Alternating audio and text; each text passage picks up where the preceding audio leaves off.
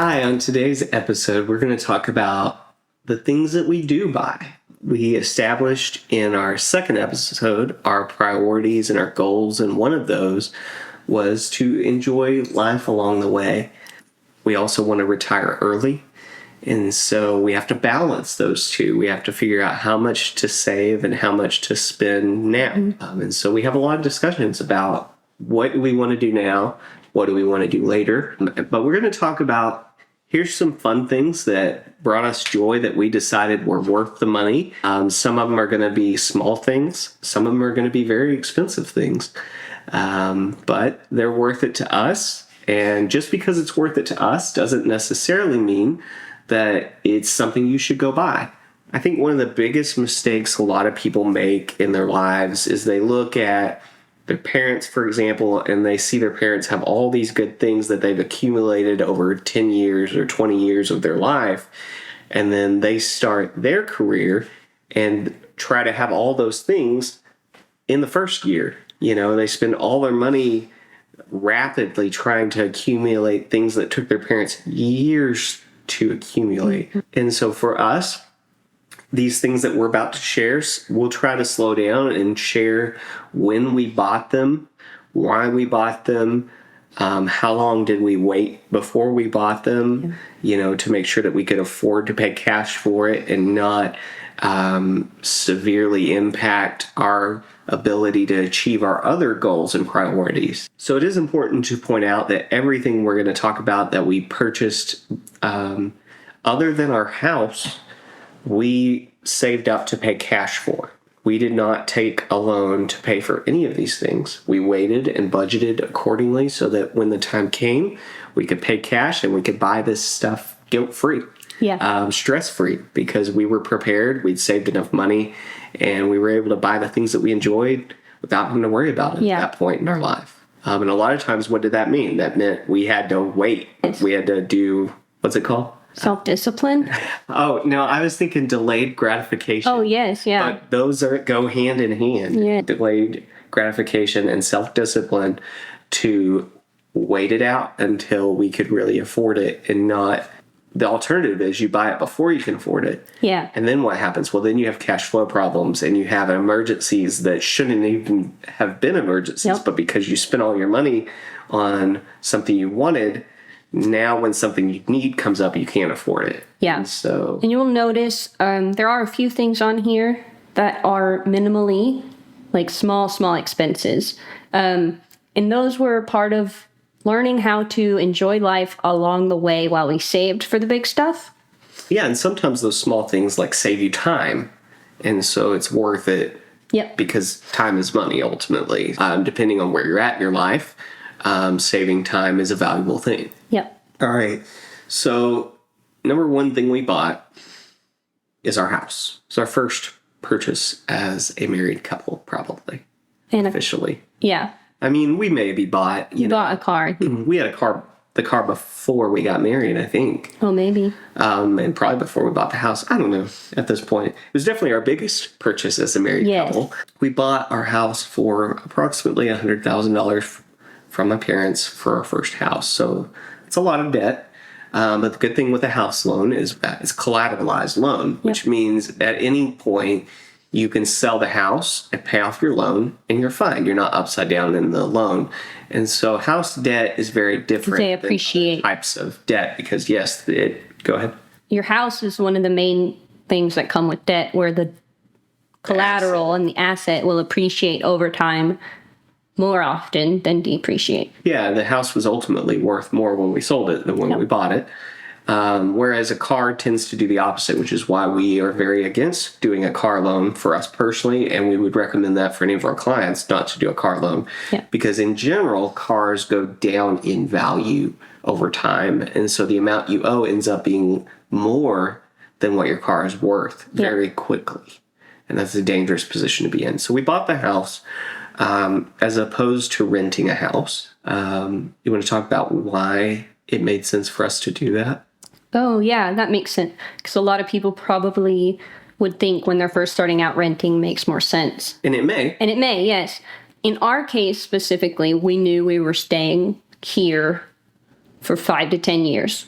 unless God Yes, yeah. And intervened. if God does what he does and we follow, but other than that, our plan was to stay put. And because a house appreciates, it's essentially an investment. Right.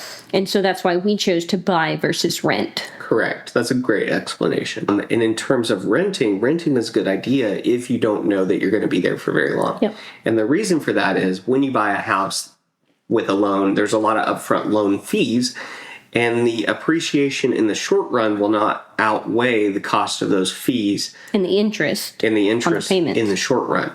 In the long run, you're probably going to make money on that deal. Yeah. But in the short run, not the case. And so if you're only going to be there for a year, maybe 2 years, renting is probably a good option for you. So that's why we bought the house. Another option for renting, I know a lot of people, especially like who are retired, they prefer to rent because it covers a lot of the maintenance. And so that's another option. So we talked about when we bought it. We talked about why we bought it. Did we buy new or used? Well, that does actually apply to the house because you can buy a new house. We bought a used house, an older home. So we were actually got a lot of square footage for the price that we paid. Yeah. Because it was an older home and because our parents sold it to us. So they probably gave us a little bit of a better deal than we would have paid elsewhere. But, one thing we intentionally did not do is buy a house that was way more than we could afford because you need to take into account how much are your payments going to be on that loan, and can you pay those payments and still be able to achieve all your other financial goals. Yeah. Evaluated that, and that's why we didn't buy a $250,000 house, for example. And buying the house from your parents set us up with a good history on the house as far as maintenance, when that had last happened, when it might come up. That was a good thing because, I knew a lot about the history of the home and what maintenance had been done. Obviously, for most people, you're not going to have that opportunity, but it was a blessing for us to have that. Would we buy it again? In this case, would we buy a house again? Absolutely. In fact, we've done that now. We sold that house and bought another house, and now we're working towards paying this one off in full. So yes, we would do it again. All right, next thing on our list is something that I bought for me, and that's an electric zero-turn mower. There's a couple reasons why I bought that. Number one is electric mowers have less things that can go wrong with them maintenance-wise and things that you're going to have to repair, and I am not a mechanic, and so that's beneficial to me. Number two, no gas, so I don't have to worry about going to the gas station and getting gas and keeping it in a can and being able to fill that up all the time or having to. And so that's a big benefit. So to me, it was worth it. It's no oil too. No oil changes. There's a lot less maintenance with an electric mower. To me, it was definitely worth it. It was quite expensive because electric mowers are relatively new and it's hard to find a used one. I did get a used one, so I didn't pay full retail price for it. I did shop around until I was able to find a used one. And we didn't buy a electric mower until, probably 8, 9 years into our marriage. I think last summer was the first summer. Yeah, so this is definitely not something we jumped out there and paid because it was probably, I don't know, it was over $2,000, probably close to $4,000. Yeah, I think so. If I remember right. But yeah, we definitely didn't do that until we had a fully funded emergency fund of 3 to 6 months plus. We have almost an acre. So it made sense to have a zero turn in general. Yes. And so before that, we just had a cheap gas mower, whatever we could afford. Yep. And eventually I upgraded to a gas zero turn and then now the electric zero turn. To me, 100% worth it. And I would buy it again. And I think you would agree with this, that we would go through the same process again. Absolutely. I would not have bought this early in our marriage because we couldn't afford it. And I wouldn't have bought it in the middle of our marriage because we prioritized other things with the limited amount of money that we had at that time. Would you keep the zero turn gas mower and fix it every year like you did for 3 or 4 years? If I needed to financially, yes. Yeah, looking back, that was still worth the extra. I think so. At that point in our marriage, we couldn't afford to do otherwise. I don't think it was wise to do otherwise. We could have afforded it, obviously. No, I'm asking because the question is, would we do it again? So I agree. I wouldn't do anything differently. I think I'm happy with the decisions that we've made. I'm happy with the benefits that we get from it, and I love it. And I wish I could have had it 10 years ago. Yes. But it wasn't wise to buy it back then because we didn't have enough. It was worth the wait. But it was worth the wait, and it's worth owning now. Yep. That's what I can say about it. Those are great questions. Thank you for asking that. We also have a push weed eater. I also have a battery-powered weed eater. And so the push weed eater is gas-powered, but with our current yard situation, it's very helpful. Again, I am not a mechanic, and I am also not a beefy yard mowing. Beefy. Whatever that consists of. I am not a muscular dude. He's an air conditioner dude. Becca will tell you, I will get it done. I mow the yard. He does it? I don't put it off. I get it done when it needs to be done as much as I can. That being said, though, I want it to be as efficient, streamlined, and get in, get out, get it over with, because it is not my favorite thing to do. Having seasonal allergies doesn't help. No. So I try to, short of paying someone else to do it, I try to make it as efficient and easy as possible for me to do. Because my time is valuable, and I think everyone should view their time as valuable. So you want to use it as best we can. Time is a gift from God, and I think we need to utilize it as best possible. That said, it is also a command from God to take care of your household, your family, and the things that God's blessed you with. And so that's what I try to do. At some point, I'm sure there'll come a day where it makes more sense for me to pay someone else to do it. Yeah, and we've had periods in our life, I can think of 1 or 2 summers where that is what we did. Yeah. Because we only had a push mower and that wasn't worth it. Or our health wasn't good enough to be able to, or we were taking care of your health at the time, and we just had to prioritize other things. Yeah. But in general, right now, it makes most sense, I feel like, for me to do it. I think as God blesses us with new business opportunities, the time will come when we'll have to pay someone else to mow. Yep. So all of those things to me are worth it. I'm happy we bought it. I bought almost all of them used. The electric weed eater was like $150 new, so I definitely bought that new. Partly because the electric batteries degrade over time, and so buying them used is hit and miss. And so to me, that one was worth buying new. But because all the other stuff I bought used. It wasn't much more. Yeah, buying it used wouldn't have saved us much money, and you risk the quality of the... Yeah, it was like the cost of the battery, but it came with the machine too. Right. And so those are all things that I think were worth it. Would buy again. I think we did everything pretty much as wisely as we could have. Not to brag.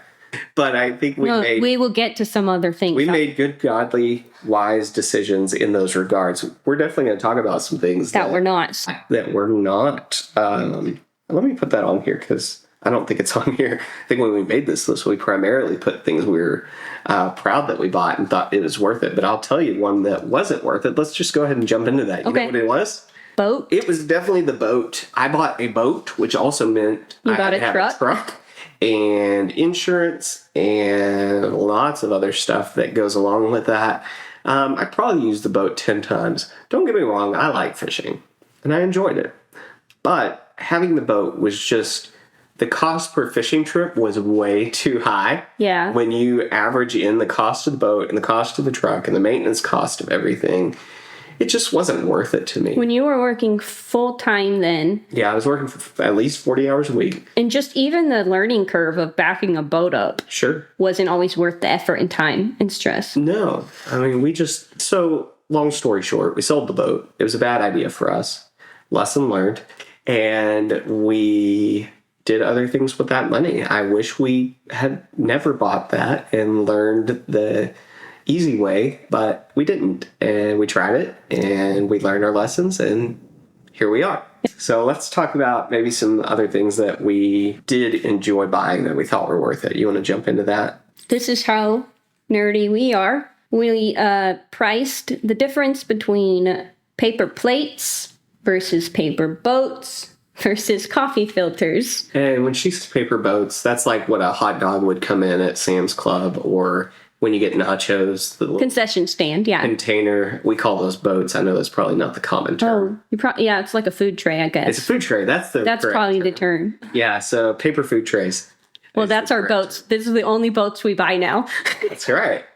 And so what we ultimately decided was we like having both of those. We have paper plates. We buy paper food trays. Yeah. And we also buy paper coffee filters. And we use those sometimes for food as well. Yeah. And we like having paper plates that are a decent quality. So that's what we were comparing. And we buy them all from Sam's Club in bulk so that we have that. I know lots of people, there are people out there, and I don't know if I'm the rare one or if they're the rare one, because I know there are people that do not use paper plates at all. Yeah. They only use actual plates. Specifically referring to like finance people too. Yep. This is probably a huge savings that some people could do. Yeah. Our dishes would never get done. And I don't know which one is more common. People that use paper plates. When I grew up, we all always used paper plates. Yeah, I think we had real plates and we used them sometimes. Like if you were going to cut a steak, you don't want a paper plate for that. But we always used paper plates. Oh, yeah. That was the norm for me. What about you? Trying to remember. I feel like midway through there was a shift where we started using paper plates more when my stepbrothers lived with us, because all of a sudden the children in the home doubled and my dad would work out of town, and so paper plates was just worth it. But before that, like, we washed our dishes. And so we try to be financially conscious about our usage of them. We've even done the math to see that, you know, how much is a paper plate versus a paper food tray versus a coffee filter. Coffee filters are really cheap, by the way. Yep. And they're great for holding potato chips. They're great for snacks, yeah. And chips and whatever. We try to use the cheapest thing, the coffee filter, when the time is appropriate. If we're just having a dry snack, like chips or popcorn or whatever, a lot of times we'll use the coffee filters. That's just something weird we do because we try to save money. We try to save money. Probably not for everyone. And not waste our time on too many dishes. Yeah, so I'm probably being playing both sides of the fence here because we're wasting money, some would say, on it's almost, plates. Yeah, all three are wastes, right? Yeah.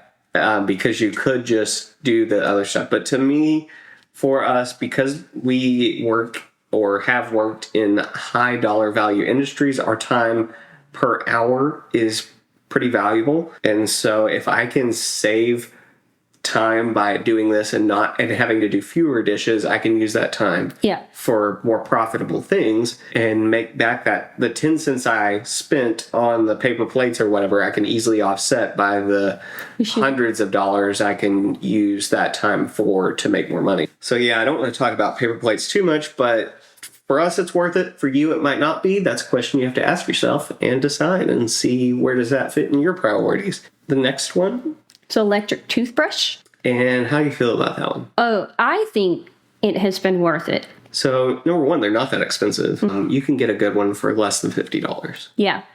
And quality of teeth cleanliness far exceeds. Way better. Less room for damage, too. I was actually surprised because I didn't get one until I was married, I don't think. Yeah, I had one from like middle school or high school that my grandparents got all of us one. And I just had it for like probably 10 years. Recently got a new one. So I would say I used to hate going to the dentist because the dental cleanings, I just hated that.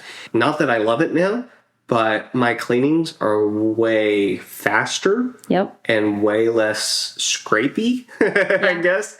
I don't really know what to call that, but they're way smoother and I don't mind going to the dentist as much. So to me, absolutely worth it. Yes. I wish I had gotten one way sooner in life. Yeah. If I had known that they were that beneficial, I would have bought my own back when I had a part-time job. But it seems when you compare it to the $2 toothbrush, $50 is a lot of money. I had no idea, though, how beneficial it was. Yeah, it's so much better.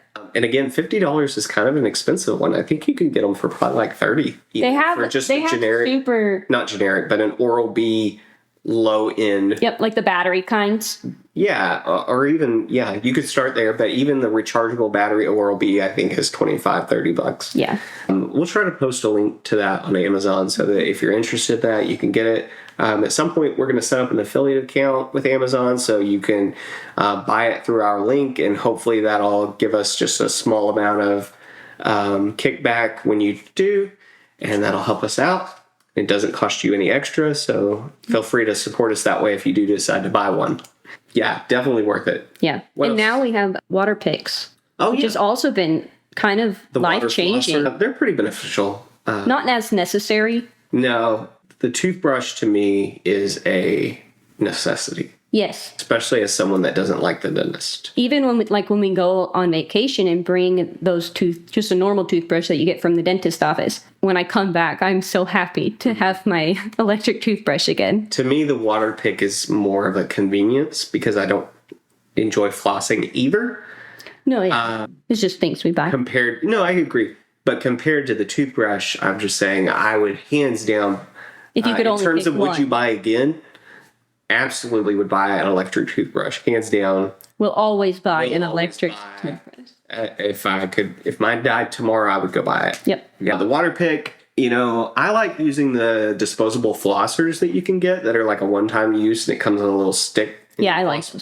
That's a great alternative if you don't want to go the water pick route. But I like the water pick too. Yeah, it's nice. Would I buy it again? Maybe, maybe not. Yeah. I would maybe just go with the flosser. Which, like, the What one about you? so the one I have is way less expensive than Yes. the one you have.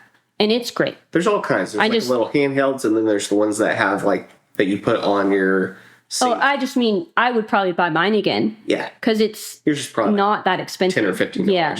The version I have is probably $20, $25. And they go all the way up to $100, Yeah. depending on what caliber you want. So we were maybe split on that. She would probably buy hers more so than I would. I'd be perfectly content to just use I could go without it. the small flossers. Yeah. I would use just regular floss. Yeah. We're getting too much into this. Maybe so. So another thing we spend money on is stuff at the Dollar Tree, and primarily Becca. Yes, I'm gonna me. talk about what and why you like to buy at the Dollar Tree. So, yes, this is one of We're those. not sponsored by Dollar Tree. But if you're listening, all right, No. carry on. But shop our Amazon list. Go No, I'm ahead. kidding. But this is one of those things where if I shop at Dollar Tree more for entertainment, to be honest. Brings you joy. It brings me joy, and it's a way of curbing my desire to spend money. Retail therapy. Thank you. Retail therapy in a cheap, inexpensive, doable fashion. So I can go with $10 and buy 8 or 9 things, and I feel like I got a lot. Because what I've learned is, for me, novelty is really what brings me those little moments of joy. See episode about healthcare and Becca's problems to see the ADHD novelty reasons. It's a thing. Sorry, I phrased that poorly. But No, it's true though. what's true? Well, so I'll get stir crazy if I don't leave the house a lot. And one way to help me feel better about that is novelty. Just any kind of novelty. But I am also cheap. And so I don't want to spend money on things that are expensive. But I can buy 10 or 20 things at Dollar Tree, depending on where our budget lies. Yeah, and then you don't have to feel guilty about just blowing a bunch of money on But it's huge, dopamine silly things. Yeah. for the yeah. little bit of dollars. So it's definitely worth it. And Dollar Tree is cheap enough that you've been able to do that for most points in our marriage. Yeah, even Now, when obviously, you don't want to do that every day. Oh, yeah. Within reason, yeah. something you could do and Even back when we were saving almost everything, still feel good. I could still go spend $10 a month or so at Dollar Tree. So would you buy again? Yes. Yes. Another thing that we purchased and we feel good about that we're definitely worth it is cars that get good gas mileage. Yeah. Most of the expense when you buy a car is in the gas. We think in terms of, I spend, assuming you're going to keep this car for a long time, the gas is the bigger expense. And we think that, it's a $15,000 car, that's where most of the money lies. But in reality, when your gas is $3 to $4 a gallon, which it is right now, Yeah. well, that adds up.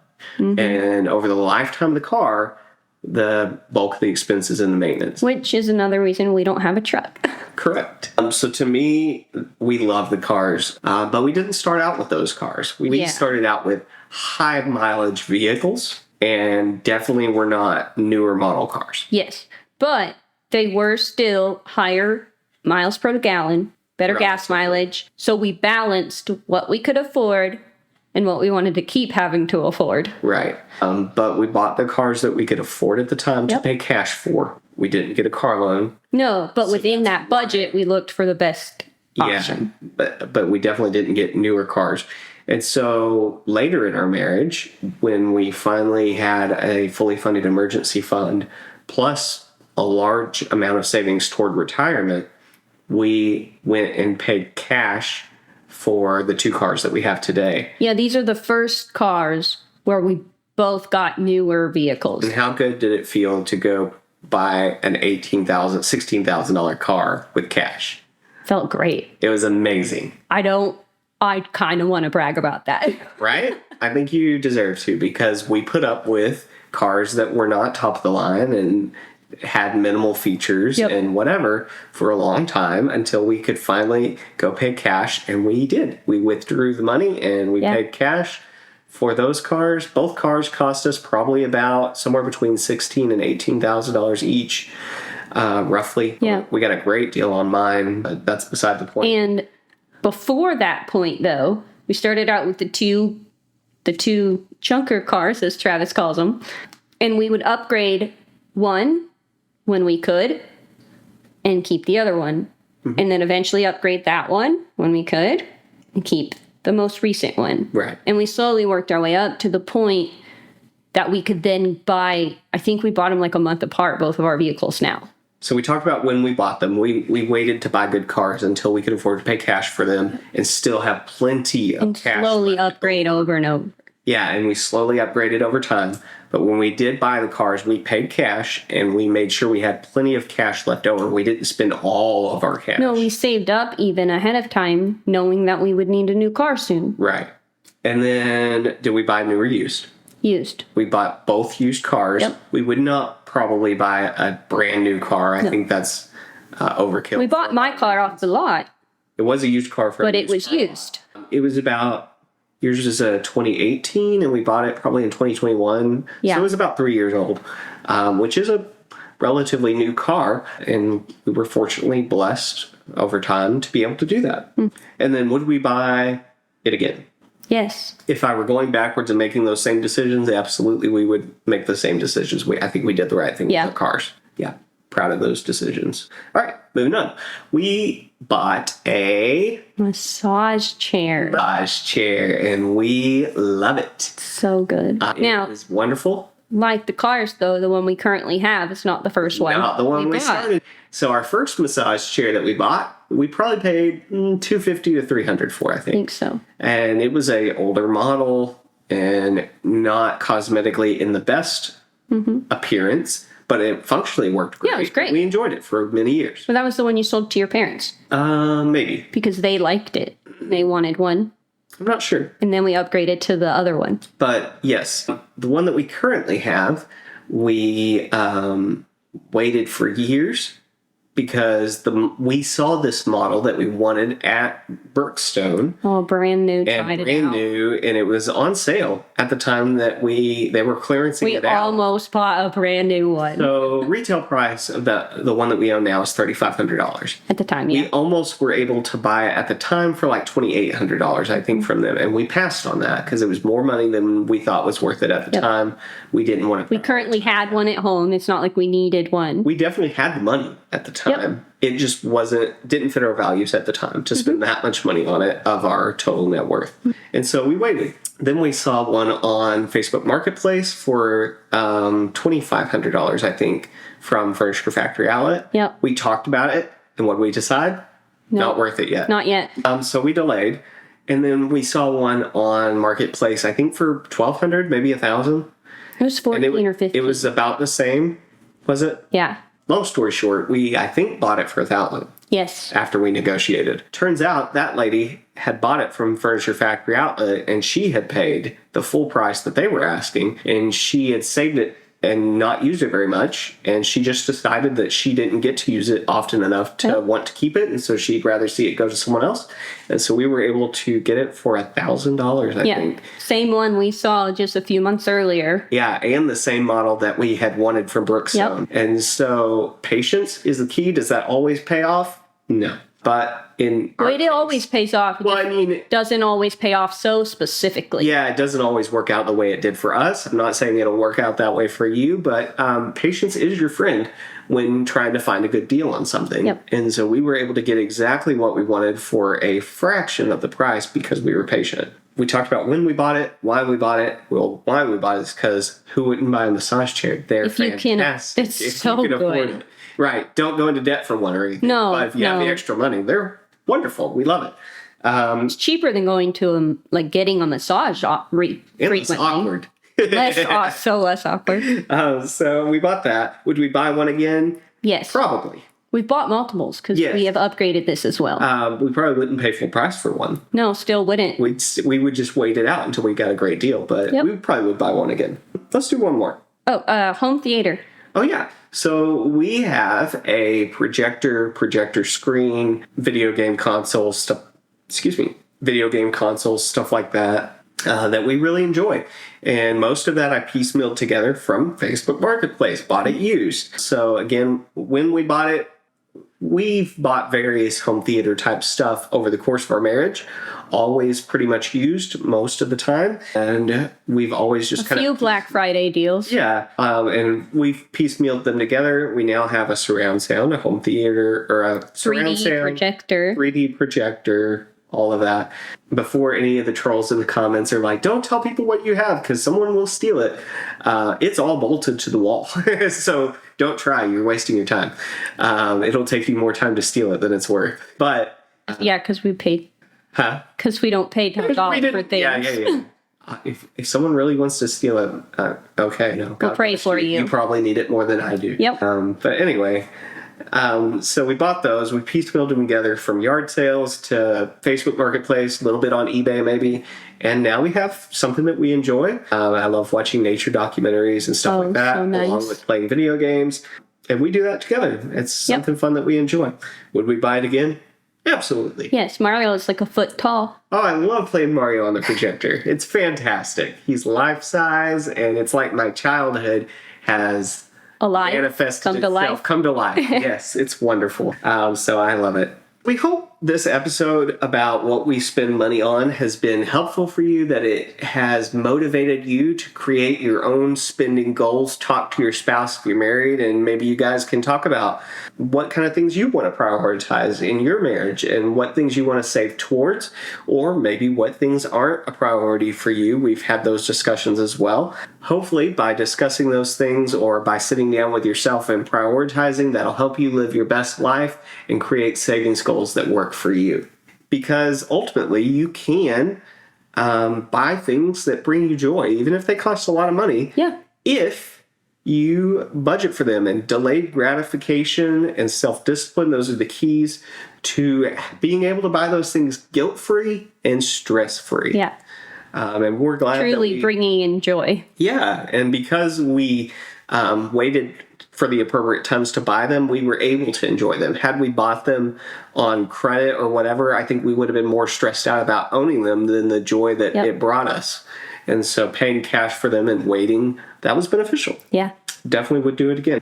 Thank you so much for listening, and we hope you'll tell your friends and family about our podcast and YouTube channel. Be sure to subscribe so you get all the latest episodes. As always, you can message us on Facebook or Instagram at Bolton Financial Coaching with your questions or topic ideas. We'd love to hear from you. Yeah, we'll cover anything from faith, family, fun, and finance. So be sure to ask any of those related questions, and we'll try to get to them in a future episode. We love you guys, and that's all for now. Goodbye. That wraps up another empowering episode of the F4 podcast. Remember, it's not just about the dollars and cents, but about building the kingdom of God in every aspect of your life.